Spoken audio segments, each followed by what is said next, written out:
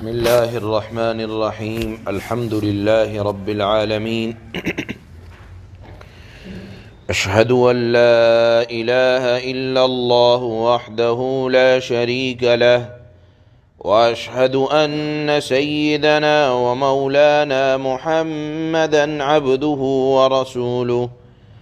اما بعد فاعوذ باللہ من الشیطان الرجیم بسم اللہ الرحمن الرحیم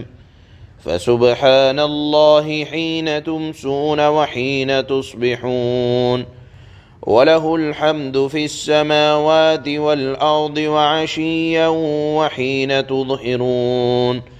يخرج الحي من الميت ويخرج الميت من الحي ويحيي الأرض بعد موتها وكذلك تخرجون ومن آياته أن خلقكم من تراب ثم إذا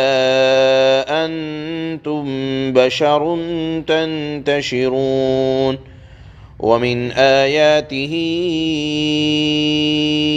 أن خلق لكم من أنفسكم أزواجا لتسكنوا إليها وجعل بينكم مودة ورحمة إن في ذلك لآيات لقوم يتفكرون صدق اللہ مولانا العلی العظیم۔ اللہ نے کل کی آیات میں ارشاد فرمایا تھا کہ قیامت کے دن تمام انسان دو الگ الگ گروہوں میں اپنے عقیدے اور اعمال کے اعتبار سے بڑھ جائیں گے۔ ان میں جو لوگ نیک اعمال اور ایمان والے ہوں گے اور اہل جنت ہوں گے، ان کا گروہ الگ ہوگا، اور جو نافرمان کفر و شرک کی دلدل میں دنیا میں لت پت تھے، یعنی اللہ کا انکار، قیامت کے وقوع کا انکار، آخرت کا انکار، یہ تمام کے تمام جہنمی ہوں گے، ان کا گروہ الگ ہوگا۔ تو آج کی آیات میں اللہ ارشاد فرماتے ہیں کہ اے اہل ایمان، جب تم کو ایمان اور عمل صالح کا انجام اور اللہ کی تکذیب اور کفر کا انجام پتہ چل گیا اور تمہارے سامنے فضیلت اہل ایمان کی بھی آ گئی اور اہل کفر کا انجام بھی آ گیا، تو تم اب اپنا انجام بہتر کرنے کے لیے اللہ کی عبادت اختیار کرو، اور اللہ کی عبادت دل، زبان، ہاتھ، پیر، تمام چیزوں سے ہوتی ہے، اور عبادت کا اعلیٰ نمونہ وہ نماز ہے۔ نماز کے اندر آپ یہ سمجھیں کہ جب آپ نماز پڑھتے ہیں، آپ کے ہاتھ پیر بھی نماز پڑھتے ہیں، آپ کی نگاہیں بھی نماز پڑھتی ہیں، دل اور دماغ بھی نماز پڑھتا ہے۔ لہذا اللہ نے فرمایا کہ جب تمہارے سامنے ایمان کا انجام پتہ چل گیا اور عمل صالح شرط ہے، تو اللہ کی عبادت کرو، اور وہ عبادت جو سب سے اعلیٰ ہے وہ ہے نماز، جو زبان اور تمام اعضاء سے مل کر انجام دی جاتی ہے۔ کس وقت اللہ کی عبادت کرو؟ صبح و شام اللہ کی عبادت کرو۔ پچھلے پہر مراد ہے عصر کی نماز، اس وقت اللہ کی عبادت کرو۔ دوپہر کے وقت اللہ کی پاکی اور بڑائی بیان کرو۔ تو گویا کہ آج کی آیات میں اوقات فرض نماز کے جو ہیں ان کو اللہ نے بیان فرمایا کہ صبح و شام مراد ہے فجر اور مغرب اور عشاء کی نماز، پچھلے وقت سے مراد ہے عصر کی نماز، اور دوپہر ڈھلنے سے مراد ہے ظہر کی نماز۔ یہ 5 وقت اللہ نے آج کی شروع کی آیات میں بیان فرمائے ہیں۔ اس کی وجہ علماء نے مختلف لکھی ہے کہ یہ 5 ہی وقت اللہ نے خاص طور پر عبادت کی کیوں متعین کیے۔ وجہ کچھ بھی ہو، ایک وجہ علماء نے یہ بھی لکھی ہے کہ کچھ لوگ، چونکہ ہمارا مذہب یہ حضرت ابراہیم، یا یہ کہا جائے کہ اسلام ملت ابراہیمی پر ہے، اور 5 وقت اس وجہ سے متعین کیے گئے کہ حضرت ابراہیم علیہ السلام نے سورج کے معبود ہونے سے انکار کیا تھا، کہ کچھ لوگ سورج کی عبادت کیا کرتے تھے، اور سورج میں ان 5 اوقات میں بڑی تبدیلی ہوتی ہے۔ کس طرح کہ فجر کی نماز میں سورج نہیں تھا پہلے، اب نکلنا شروع ہوا، صبح صادق آئی، تو جو چیز پہلے نہیں تھی وجود ہو رہا ہے، یا وجود ہو رہی ہے اس چیز کا، تو جو پہلے نہ ہو اور بعد میں وجود ہو وہ کیسے خدا بن سکتا ہے؟ اسی طرح ظہر کے نماز کے سورج کی روشنی جو پہلے بڑھ رہی تھی، زوال کے بعد ڈھلنے لگتی ہے، جو چیز ڈھلنے لگے وہ کیسے خدا بن سکتی ہے؟ اور عصر کی نماز کے وقت آپ نے دیکھا ہوگا کہ سورج کی روشنی کے اندر تغیر آ جاتا ہے، تو جس کے اندر تغیر آ جائے وہ خدا نہیں بن سکتا۔ اور اسی طرح مغرب کی نماز کا وقت تب ہوتا ہے جب سورج کو غروب ہو جاتا ہے۔ جس چیز کو غروب ہو جائے تو سورج کی بیچارگی کو دکھلانے کے لیے یا اس کی لاچاری کو دکھانے کے لیے اللہ نے، علماء نے بیان فرمایا کہ یہ وقت اس لیے بیان کیے گئے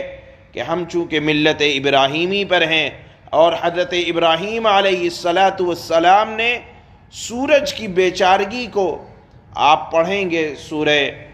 7ویں پارے کے اندر حضرت ابراہیم کا وہ واقعہ ہے کہ جب انہوں نے سورج کو دیکھا تو فرمایا کہ یہ تو بڑی چمکدار چیز ہے، ہو سکتا ہے، لوگوں نے کہا کہ ہو سکتا ہے یہ بھی معبود بنے، تو حضرت ابراہیم نے ان کا جواب دیا تھا کہ جو غروب ہو جائے، جس کو گہن لگ جائے، جو چیز پہلے نہ ہو بعد میں وجود ہو، وہ چیز کیسے خدا بن سکتی ہے؟ لہذا عشاء کی نماز کا وقت بھی اس وقت شروع ہوتا ہے جب آسمان پر شفق احمر، جس کو لالی کہا جاتا ہے، سورج کی لالی جب ختم ہو جاتی ہے اور پورے آسمان پر تاریکی چھا جاتی ہے، اس وقت عشاء کی نماز کا وقت شروع ہوتا ہے۔ تو علماء نے لکھا ہے کہ سورج مکمل اپنی روشنی کو جب ختم کر دیتا ہے تو عشاء کی نماز کا وقت شروع ہوتا ہے۔ بہرحال سورج کے تغیرات ان اوقات میں ہوا کرتے ہیں اور اس کی لاچاری کا اظہار ہوتا ہے، لہذا اللہ نے فرمایا کہ تم ان اوقات میں اپنے کامل وجود کے ساتھ اللہ کی عبادت کرو۔ پھر اس کے بعد اللہ نے اپنی حکمت اور صنعت کو، کاریگری کو جتلانے کے لیے ارشاد فرمایا کہ دیکھو، یخرج الحی من المیت ویخرج المیت من الحی،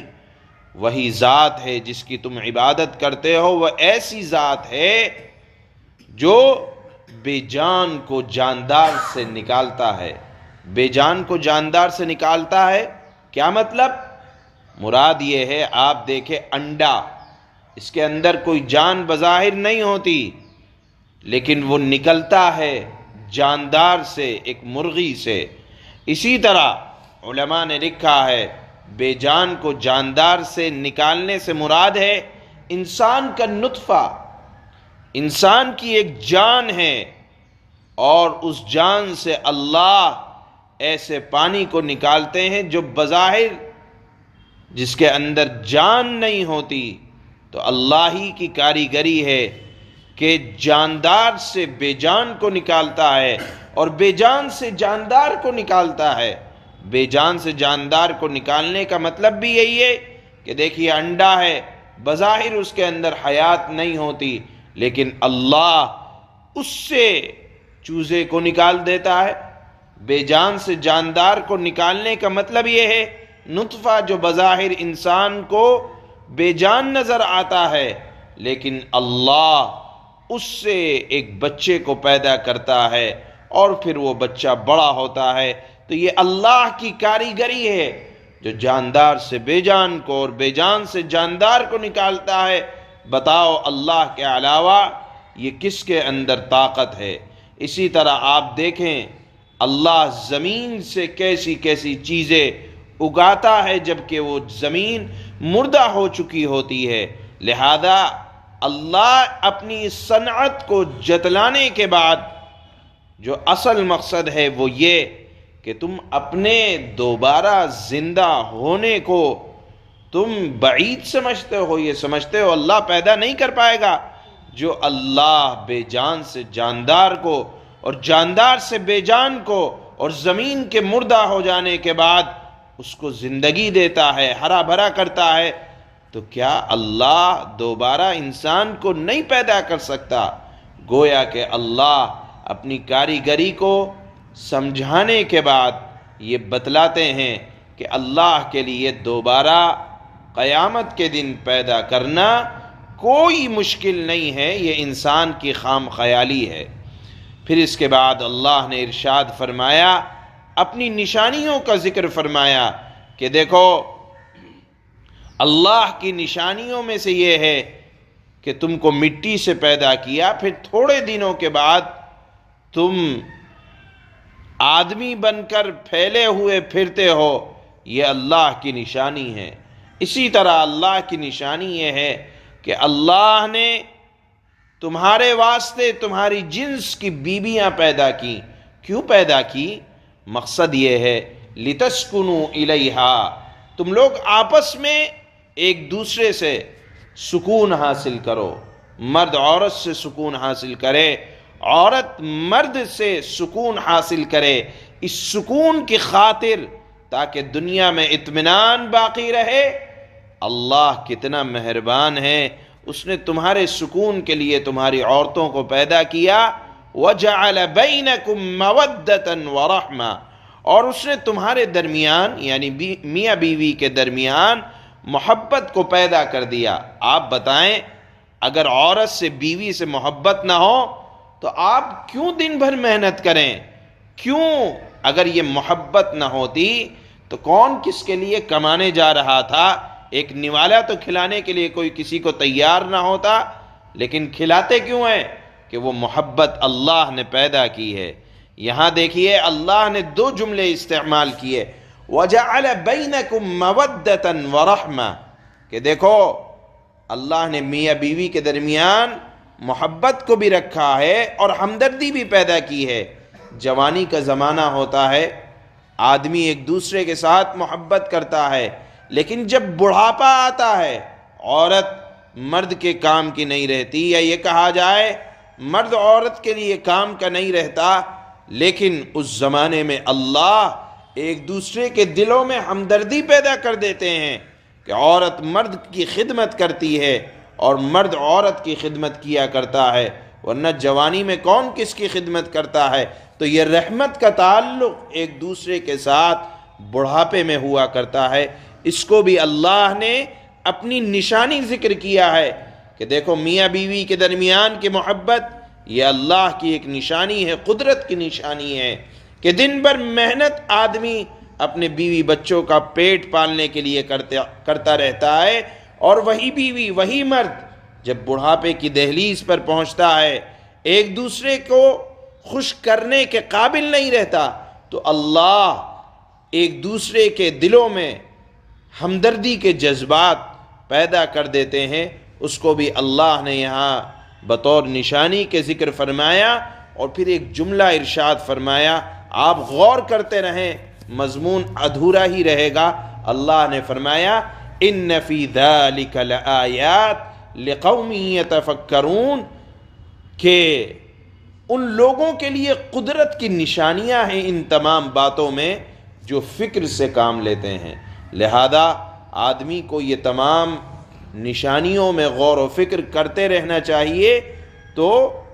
ان کے لیے اس کے اندر بڑے عبرت کے سامان ملیں گے۔ انہی نشانیوں کو ثابت کرنے کے لیے اللہ نے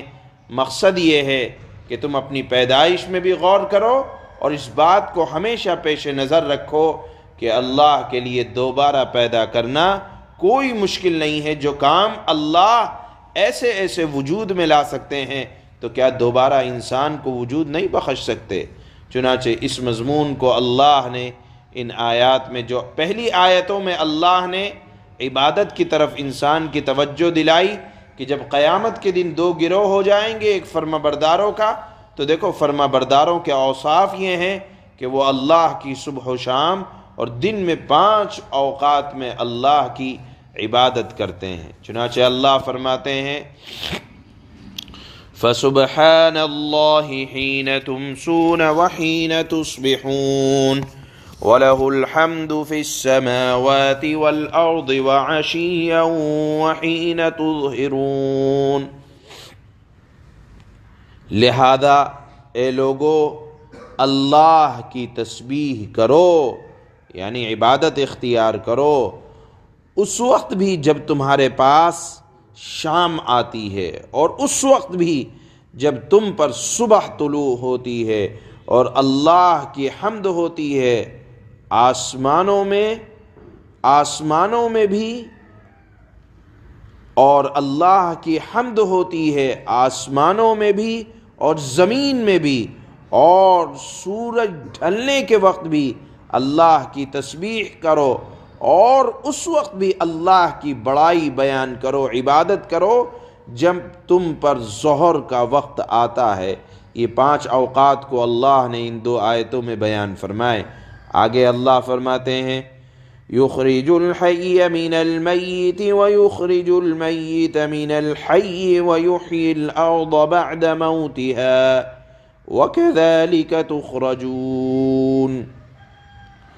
اللہ جاندار کو بے جان سے نکالتا ہے، یعنی چوزے کو انڈے سے یا نطفے سے انسان کو، جاندار کو بے جان سے نکالتا ہے اور بے جان کو جاندار سے نکال لیتا ہے۔ مراد ہے نطفہ یہ انسان سے نکلتا ہے یا انڈا مرغی وغیرہ سے نکلتا ہے، بے جان کو جاندار سے نکال لیتا ہے، اور وہ زمین کو اس کے مردہ ہو جانے کے بعد زندگی بخشتا ہے، اور اسی طرح تم کو قبروں سے نکال لیا جائے گا، یعنی دوبارہ زندہ کرنا اللہ کے لیے کوئی مشکل نہیں ہے۔ وَمِنْ آيَاتِهِ أَنْ خَلَقَكُم مِّن تُرَابٍ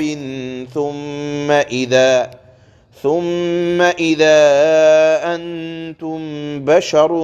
تَنْتَشِرُونَ۔ اور اللہ کی قدرت کی ایک نشانی یہ ہے کہ اس نے، یعنی اللہ نے تم کو مٹی سے پیدا کیا،